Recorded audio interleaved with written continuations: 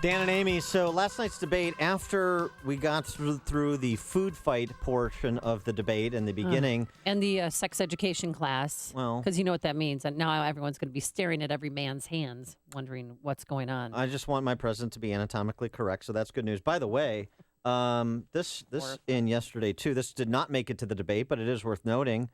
I like Ted Cruz. I think he's very conservative and a great constitutionalist and a very articulate man. I haven't endorsed him or anything, but I like that. Says, who's this coming from?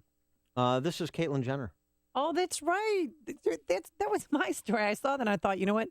Dan Proft and Caitlyn Jenner just a couple have something in common. Dan Proft, Caitlyn Jenner sitting in a tree, just a couple of Cruz supporters. Maybe you guys can go to the convention together. We're not going to be KISSING, I'll tell you that. But go shopping, maybe. Jenner went on to say, but he's probably one of the worst when it comes to trans issues. Wouldn't it be great? Let's say he goes on to be president. And I have all my girls on a trans issues board to advise him on making decisions when it comes to trans issues. The interviewer and advocate, thanks for letting me borrow your copy. Yeah. You're going to be Ted Cruz's trans ambassador? Yes, trans ambassador to the President of the United States, Caitlyn Jenner. And the good news is the Ted Cruz camp has not responded. Because, I mean, if you were in charge of his campaign or advisor, would you tell him to respond to that? That you're getting an endorsement from Caitlyn Jenner? No, I'd probably let that. Yeah, let that just pass. let that go. We have other pressing issues. But in addition to that pressing issue of where Caitlyn Jenner comes down in this race, when they actually got to national security issues, there was a moment that I think is important to discuss, and the moment is Donald Trump essentially saying, as it pertains to the question of torture, the military will do what I tell them to do. They just will. Can you imagine these people, these animals over in the Middle East that chop off heads, sitting around talking and seeing that we're having a hard problem with waterboarding? We should go for waterboarding, and we should go tougher than waterboarding. But targeting terrorist families? And I'm a leader. I've always been a leader. I've never had any problem leading people. If I say do it, they're going to do it. That's what leadership is all about. Sounds like a little bit of a dictator. Well, here's the thing. I hate to use the D word. I suspect, and by the way, I'm interested to hear from those who serve or have served in the military on this topic, but I suspect that members of the U.S. military are more familiar with the inadequacy of the Nuremberg defense than is Donald Trump. I was just following orders. Does not absolve you of war crimes. And Donald Trump, waterboarding, that's a discussion. When he's talking about execution of extended family, this is not an episode of 24. But for more on this and get an expert opinion on this show, not just mine, Bill Gertz, national security columnist for the Washington Times, joins us now. Bill, thanks for joining us. Hi, good morning. Good to be on the show. So what about that? What about Donald Trump's declaration that the military will do what I tell them to do, period, the end? Yeah, it's like there's a thing called U.S. law and military law. So if it's done within military law and U.S. law, then he can order it. But if it's not, I think there's going to be a problem on doing that. Yeah, that was a qualification that was not forthcoming from Trump. So perhaps he might want to review even the recent past, for whether it's My Lai or Abu Ghraib, other examples where violations of U.S. law, military uniform code of justice, international law, those are treated seriously. Yes, absolutely. They have to follow it. The military's been trained to do that. They would not follow an unlawful order. Now, when it comes to matters of national security, which you are an expert on, what GOP candidate do you feel safe with or comfortable with? Well, I think on national security issues, both Cruz and Rubio are pretty good. Don't really have a good handle on where Donald Trump is coming down on national security. Like I say, it's been a lot of bluster and political talk, but basically. I like Cruz a lot. I think he has a good sense for this. Again, Rubio has kind of touted his credentials as a national security expert.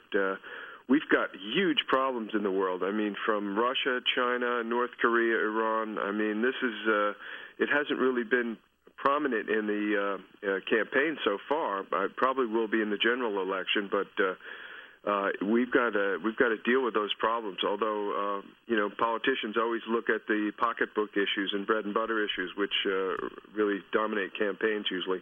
Well, one of those problems is North Korea, and it was brought up last night because there was news that broke just before the debate that North Korean's crazy little dictator Kim Jong-un ordered nuclear weapons to be readied for use, according to the state-controlled Korean Central News Agency. I mean, so believe what you will of that. But, of course, you have to take the ravings of a lunatic seriously. You could be serious about it. And there is a belief that North Korea may not have the nuclear arsenal that it projects to have, but it has some sort of nuclear arsenal that may be able to strike Japan or South Korea and set off a chain reaction. What is your assessment of the threat that North Korea poses and the response that was given mainly by Ted Cruz on topic last night? Well, it is a very tense situation. Basically, the UN imposed new sanctions. This is the first time that all shipments to and from North Korea are going to be inspected. At least they're supposed to under the new UN sanctions.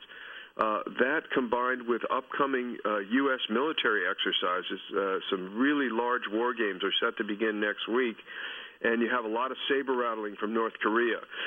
They're expecting this. A lot of bluster from Pyongyang. They're known for their bombastic rhetoric and threats to turn South Korea into sea of fire, attack the U.S. Basically, they're not too worried. Again, everybody's on alert to make sure that they don't try any provocations. The South Koreans are taking a much tougher position. The president of South Korea just this week gave a speech where she said, look, we have been conciliatory toward the North. We've been trying to work this out. We've been seeking help from China, and it's not working. We have a dangerous situation on the peninsula. So the North Korean military released a statement saying that the war games would involve rehearsing what's called a decapitation operation. Can you describe what that is? Yes. According to defense officials I talked to, these war games that are going to be held in South Korea will simulate a collapse of the North Korean regime and an occupation of Pyongyang. So I guess that's what the North Koreans are referring to. They have also said that if any effort to try and take out their leader or Pyongyang would prompt some kind of a nuclear response from North Korea. So that was unusual. Normally they have threatened a lot of things, but this was the first time they've made that kind of a threat. And what is an intelligent American response to the news out of North Korea yesterday, in terms of actionable items? Just keep your powder dry, basically, and be alert. And again, the warning time for any kind of an attack from the north is very short, so that's why our intelligence sensors will be geared up, our military forces will be ready, and South Koreans will be on alert, too. Okay, Bill Gertz, national security columnist for the Washington Times. Thanks so much for joining us. Appreciate it. Thank you. All right, let's ask for some active duty military to call in on the Trump comments. And they have 312-642-5600 is our number. Let's go to Brad in Crystal Lake, who is active duty Navy, as I understand. Yes, good morning. Hey, Brad.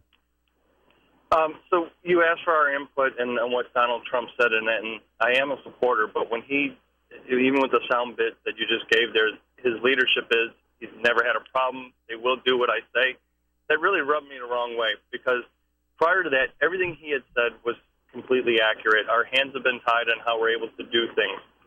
But to come out and just blanket say that my will be done is essentially that's how I took it, that's not how that works. I mean, we have these people in the positions, and our current president has kind of hampered that by, if you didn't agree with Obama, he would fire you essentially, and get what he wanted out of the military. We're so weak right now. But yeah, a la General McChrystal, yeah. Yes. So, well, there's a lot more to heads that have rolled, and when you get to this point, you're going to just replicate what we've had with our current president. If we don't follow President Trump's orders, we're going to get canned. There's the Geneva Conventions. You mentioned the Uniform Code of Military Justice. There's laws that we have to observe, and we just can't be all rogue about it. You have to be somewhat considerate. But we do need to be able to do things, maybe like waterboarding the terrorists to get our information that we need to. And even Dick Cheney said, hey, well, I'm all about being hard, but that's even crazy for me. Yeah. You know? Thanks for the call, Brad, and for your service, of course. Joe in Naperville, active duty Army, I understand. Joe. Hey, Dave. Yeah, I was watching the debate with a few of my friends who are also service members, and when Trump gave the response that they'll do it because I told you to, it didn't get a very good response. I mean, the leaders that we have in the military are far above any quality that Trump's ever done on his real estate deals. And to say we'll just do something before he says, because he says to, an unlawful order to kill innocent people is ridiculous, and it wouldn't happen. Yeah. Thanks for Thanks, Joe. Thanks, Joe. Thank And you thanks- for your service. yeah. And yeah. Because he does. With that soundbite, he sounded like a dictator. Really. They're going to do what I tell them to do. I mean, he's just barking. He's just giving people empty promises. I mean, things that he can't do. You cannot order the military to kill civilians. It's not going to happen.